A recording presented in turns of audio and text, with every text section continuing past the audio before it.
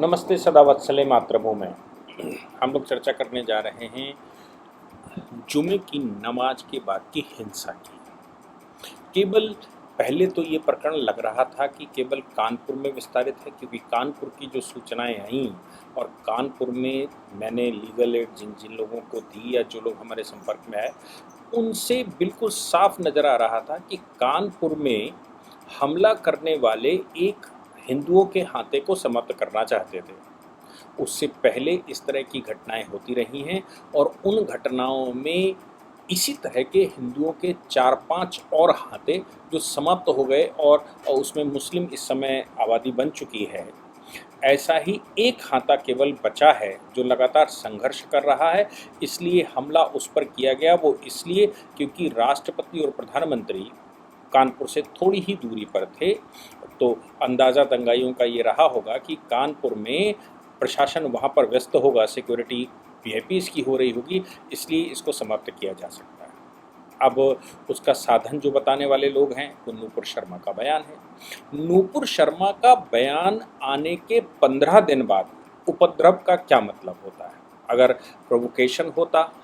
अगर उस समय किसी को बुरा लगता, उस समय बुरा लगता या बात कही गई होती तो तुरंत दूसरे दिन, तीसरे दिन, चौथे दिन, पाँचवें दिन, छठे दिन। लेकिन 10-10, 15-15 दिन बाद इस तरह की घटनाएं करना ये कुछ हजम नहीं होता। इसलिए ये कहना कि नूपुर शर्मा के बयान की वजह से ये सब कुछ हो रहा है, मुझे ये बात स्वीकार नहीं होती। लेकिन एक बात जो समझ में आई आज के हिंसा में वो ये है कि AIMIM असदुद्दीन ओवैसी की पार्टी के ऊपर इल्ज़ाम लगाए जा रहे हैं और ये कहा जा रहा है कि ये प्रदर्शन, ये जो कुछ भी हिंसा है, ये MIM की है। तो AIMIM का कितना बड़ा बेस कोलकाता में है ये नहीं समझ आता, कितना बड़ा बेस उनका रांची में है ये समझ नहीं आता, उनका उत्तर प्रदेश में कितना बड़ा बेस है और दिल्ली में कितना बड़ा बेस है। क्योंकि वो आंध्र प्रदेश की पार्टी है और तेलंगाना की पार्टी है और तेलंगाना में भी वो हैदराबाद की एक लोकसभा पर सिमटी हुई है। एक कुछ एक दो विधानसभाएं भी उनके पास, लेकिन इसके आधार पर ये कह देना जिसकी तेलंगाना में ही पहुंच ना हो, जिसकी आंध्र प्रदेश में पहुंच ना हो, बगल के कर्नाटक में पहुंच ना हो, जिसकी महाराष्ट्र में एक आध सीटें हो सकती हों, वो उसके विषय में ये कहना कि दिल्ली में उनका बेस है और इमाम या जो नमाज करवाने वाले लोग हैं वो ये कहते हैं कि हमारा इससे कोई लेना देना नहीं है। MIM ने कॉल किया था, लेकिन MIM की कॉल पर जुमे की नमाज पे ही, ये तो एक पॉलिटिकल पार्टी है, पॉलिटिकल पार्टी तो कभी भी आह्वान कर सकती थी, कभी भी इकट्ठा कर सकती थी। लेकिन पॉलिटिकल पार्टी के आह्वान पर जुमे की नमाज के बाद ही ऐसा होना, ये कुछ दोनों का कॉम्बिनेशन बनता नहीं। अब अगर कॉम्बिनेशन बनता है तो ये बनता है कि MIM को सामने रखकर, मतलब पॉलिटिकल पार्टी को सामने रखकर, दिमाग में ये रहा होगा बिल्कुल निश्चित रूप से कि पॉलिटिकल पार्टी अगर सामने रहती है तो हमारा सीधा बचाव होता है। और उत्तर प्रदेश में अगर ऐसा होता है और उत्तर प्रदेश में चूंकि MIM की के आकाओं की प्रेजेंस नहीं है तो तेलंगाना में उनकी गिरफ्तारी करना मुश्किल हो जाएगा या दिल्ली में गिरफ्तारी करना मुश्किल हो जाएगा। इसलिए क्यों ना प्रदर्शन तो किए जाएं, अपनी मंशा तो पूरी की जाए, लेकिन MIM का नाम रखा जाए। तो हो सकता है कि MIM का नाम इसलिए रखा गया हो। दूसरा कारण ये भी हो सकता है कि बहुत सारी पॉलिटिकल विंग्स, बहुत सारी इस्लामिक ऑर्गेनाइजेशंस जो कि MIM को हजम नहीं कर पाती, वो MIM के लगातार विरोध में खड़े होते हैं या उनका विरोध करते हैं। तो MIM का विरोध करने वाले संगठन MIM का नाम लेके कहीं योगी आदित्यनाथ जी की सरकार के माध्यम से MIM को निपटाना तो नहीं चाहते, या फिर जो PFI कनेक्शन मिला है केरला में, केरला का मतलब कानपुर में, तो PFI कनेक्शन में चूंकि ED इन्वॉल्व हो गई है, करोड़ों रुपए का ट्रांजैक्शन हयात के पास जब्त हो, मतलब पकड़ा गया है और लगातार गिरफ्तारियां चल रही हैं। शहर काजी के ऊपर आंच आ गई है और मस्जिदों के पास से लोगों को पहचान लिया गया है और ये हिंसा साफ बताती है कि वो चंदेश्वर के हाथे के ऊपर हमला करके उसको समाप्त करना चाहते थे और ये घटना करके वो पूरे देश को एक मैसेज देना चाहते थे कि हम कुछ भी कभी भी कहीं भी कर सकते हैं। सरकारें दहल जाती और सरकारें दहलती तो हो सकता है कि वो मजबूरन तुष्टीकरण की मार्ग पर चल पड़ते, ऐसा भी उद्देश्य हो सकता है। तो फिर एमआईएम को या तो सामने रखकर आंदोलन करना तो दोनों की मिलीभगत होगी और एमआईएम ये सोचता होगा कि मेरा तो बेस बढ़ेगा और उसके जब अकबरुद्दीन उवैसी इतना बुरा बोल गया उसके ऊपर कुछ नहीं हुआ तो हमारे ऊपर होना क्या है, ये जुडिशियल इंक्वायरी चलेगी, ये सब कुछ चलेगा, लंबा खींचेगा, लेकिन एमआईएम का बेस बन जाएगा। एक ये बात, और दूसरी बात जैसे मैंने कहा कि एमआईएम को निपटाना भी इसके पीछे का उद्देश्य हो सकता है। लेकिन जो संख्या इकट्ठी हुई वो संख्या तो मस्जिद में जुमे के नमाज के बाद वो नमाजी ही थे, ये बात तो कन्फर्म है। दूसरा, प्रदर्शन करना, एमआईएम ने अगर ये कहा तो प्रदर्शन करना, प्रदर्शन बुलंदशहर में प्रदर्शन, मुरादाबाद में प्रदर्शन, या मैं कहूँ देवबंद में प्रदर्शन, देवबंद की मस्जिदों से ऊपर से पत्थर चलाना, वहाँ से नारे लगाना, तो ये बात समझ नहीं आती कि आखिर प्रदर्शन में पत्थर कैसे आ गए। अच्छा, ये बात भी चलिए ठीक है कि उत्तर प्रदेश में योगी आदित्यनाथ जी की सरकार है, उस सरकार को कोई इनमें से झेल नहीं पाता और ये सबको मालूम है कि योगी आदित्यनाथ जी की सरकार किसी को बख्शने वाली नहीं है, छोड़ने वाली नहीं है। जैसा कि अभी भी सूचना आई कि योगी जी इस समय हाई डिजिग्नेटरी के साथ बैठक ले रहे हैं और एक्शन क्या होगा। और जैसे ही ये हिंसा हुई, चाहे वो प्रयागराज की हिंसा हो, चाहे बुंदेलखंड बुलंदशहर की हिंसा हो, चाहे वो मुरादाबाद की हिंसा हो, इन सभी जगहों पर अब तक 100 से ऊपर गिरफ्तारियां हो चुकी हैं, क्योंकि पुलिस थोड़ी देर के लिए तो खसकी इधर उधर, लेकिन पुलिस इतनी मुस्तैद थी कि पुलिस ने तुरंत गिरफ्तारियां पहचान करके करनी शुरू कर दी। बात एक और है कि सारी मीडिया, सारे देश का ध्यान कानपुर में था कि कानपुर में कहीं हिंसा ना भड़क जाए, कानपुर में कहीं नमाजी नमाज करने के बाद रोडों पर ना उतर आए, कानपुर में चंदेश्वर के हाथे के ऊपर फिर से हमला ना हो जाए। तो पुलिस प्रशासन पूरा मुस्तैद चुस्तैद था, धारा 144 भी लागू थी। तो दंगाइयों का एक और उद्देश्य हो सकता है कि प्रशासन, जैसे उस दिन जिस दिन 3 जून को घटना हुई, उस दिन दंगाइयों के दिमाग में था कि प्रधानमंत्री राष्ट्रपति आए हुए हैं तो वो सिक्योरिटी वहां पर होगी सारी और यहाँ पर हम हिंसा कर सकते हैं। तो जो दंगाई लंबे समय से सोच रहे होंगे उनके दिमाग में निश्चित रूप से ये भी आया होगा कि क्यों ना सारी की सारी मीडिया और सबका ध्यान कानपुर की तरफ है, कानपुर से या तो दिमाग को आकर्षित करने के लिए, पीएफआई को बचाने के लिए, और या फिर किसी तरह से कानपुर में कॉन्सेंट्रेट रहो और हम इधर घटना कर दें। इन सब घटनाओं का मुख्य कारण जो लगता है वो सिर्फ एक है, योगी आदित्यनाथ जी की सरकार पिछले 5.5 या 5.25 वर्षों में कोई दंगा नहीं होने देती, तुष्टीकरण की नीति पूरी नहीं होने देती, केंद्र की सरकार भी ऐसा कुछ होने नहीं देती, राज्य की सरकार, उत्तर प्रदेश की सरकार एनिमी प्रॉपर्टीज पर काम करना शुरू करती है, इवेक्यू प्रॉपर्टी पर काम करना शुरू करती है। माइनॉरिटी मिनिस्टर सीधा स्टेटमेंट देता है कि गलत तरीके से चढ़ाई गई वक्फों पर हम कार्रवाई करेंगे और गलत तरीके से बनाई गई वक्फों को मुक्त करना पड़ेगा। अब चूंकि इस्लाम, जैसा मैं लगातार कहता आया हूँ कि कुछ लोगों का इस्लाम तो भू राजनीतिक आंदोलन है और बाकी का इस्लाम केवल फॉलो करना है, यानी कि जो भू राजनीतिक आंदोलन करने वाले लीडर्स हैं, जमीन को कब्जा करने वाले लीडर्स हैं, वो बाकियों को भड़काएं तो बाकियों को मिलना कुछ नहीं है, चवन्नी ठन्नी मिलेगी। लेकिन दंगा तो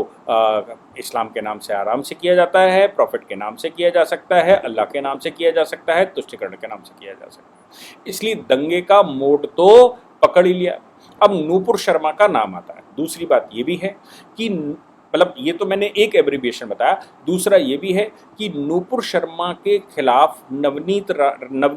के खिलाफ एफआईआर दर्ज हो गई, लेकिन दिल्ली पुलिस ने केवल इन 2 लोगों के खिलाफ एफआईआर नहीं की,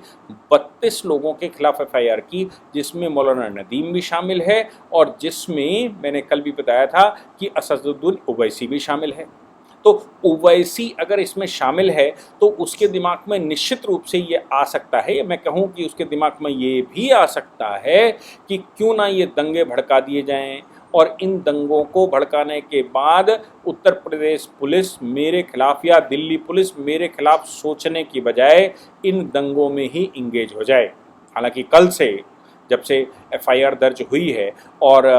जो रिलीजियस सेंटिमेंट्स भड़काना, किसी के रिलीजियस सेंटिमेंट्स को आहत करना, और ये जो दुनिया भर की बातें ओवैसी करते रहते हैं कि हम शहीद नहीं होने देंगे, इंशाल्लाह पता नहीं क्या कर देंगे, और बाबरी हमसे छीन ली गई, बाकी को हम छीनने नहीं देंगे, ये सब मामला जब सब जुडिस है, लॉ एंड ऑर्डर का प्रॉब्लम है, तो फिर आप इस तरह का बयान देकर भड़का ही तो रहे हैं। देश को भड़काना इस विषय पर और रिलीजियस रूप से आपका दुनिया भर की पंचायत करना,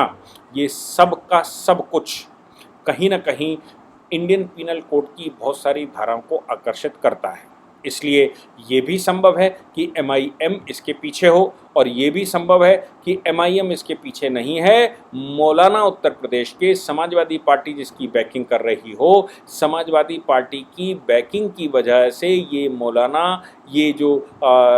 ये जो बाकी लोग हैं मुरादाबाद के या देवबंद के, ये ओवैसी को फंसाना चाहते हों ताकि उत्तर प्रदेश सरकार ओवैसी के खिलाफ एक्शन ले ले और उत्तर प्रदेश में समाजवादी पार्टी का अपोनेंट जड़ से समाप्त हो जाए। क्योंकि ये तो सच बात है कि एआईएमआईएम के होते हुए भी उसने पूरी ताकत चुनाव में लगाई थी, उसके होते हुए भी अखिलेश यादव ही मुसलमानों की फर्स्ट चॉइस रहे, और समाजवादी पार्टी को उत्तर प्रदेश का मुसलमान पूरी शक्ति से चुनाव लड़ा रहा था। इसमें मस्जिदें भी शामिल थी, इसमें मदरसे शामिल थे, इसमें मौलाना मौलवी और शहजादा नशीन शामिल थे। तो जब सब कोई अखिलेश यादव के साथ हो और एमआईएम अपना बेस बनाने की कोशिश कर रहा हो, ऐसी परिस्थिति में अखिलेश यादव के पीछे से बैकिंग सपोर्ट करके एमआईएम का नाम रखकर ये सब कुछ किया जा रहा हो। अब कोलकाता तो मुसलमानों का फेवरेट स्थान है, क्योंकि वहाँ की सरकार, वेस्ट बंगाल की सरकार तो हिंदुओं पे ही उल्टे अत्याचार करती है। वहाँ पोस्ट इलेक्शन वायलेंस आपने देखे होंगे, तो पोस्ट इलेक्शन वायलेंस में मरा भी हिंदू ही और मुकदमे भी हिंदुओं के ऊपर ही हुए, और वहाँ कोई रेमेडी नहीं मिली। मानी राज्यपाल जी वहाँ लगातार घर घर जाकर लोगों को बचाने का प्रयास करते रहे। अब ऐसे कोलकाता में, ऐसे हावड़ा में ये जो ट्रेन पर एक्सीडेंट करना, रोड पर करना, पुलिस के ऊपर पथराव करना और पुलिस के ऊपर बॉम्ब फेंकना, लोकल पुलिस को पत्थर मारकर उनको भगाना पड़े,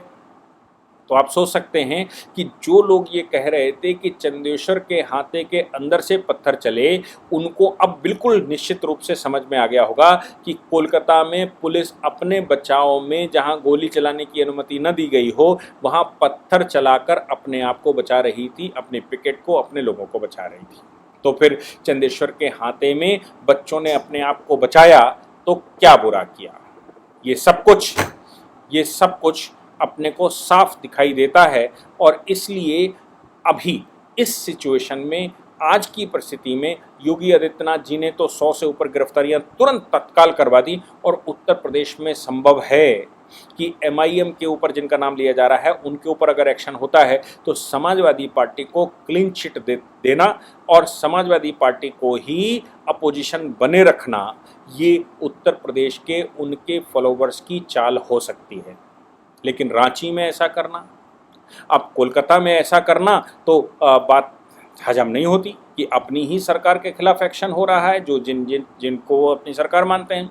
रांची में भी इस तरह के गंदे प्रदर्शन होना, वो भी समझ नहीं आता। प्रयागराज में प्रदर्शन हो रहे हैं, वो तो समझ में आता है कि भाई प्रयागराज के प्रदर्शन, योगी जी की जो अपनी नीतियां हैं, तुष्टीकरण समाप्त करने की पॉलिसी है, तुष्टीकरण को नहीं होने देंगे और उत्तर प्रदेश के लॉ एंड ऑर्डर को संभाल कर रखेंगे, चाहे इनकाउंटर क्यों न करने पड़े। वो उनके खिलाफ इन लोगों का अंदर से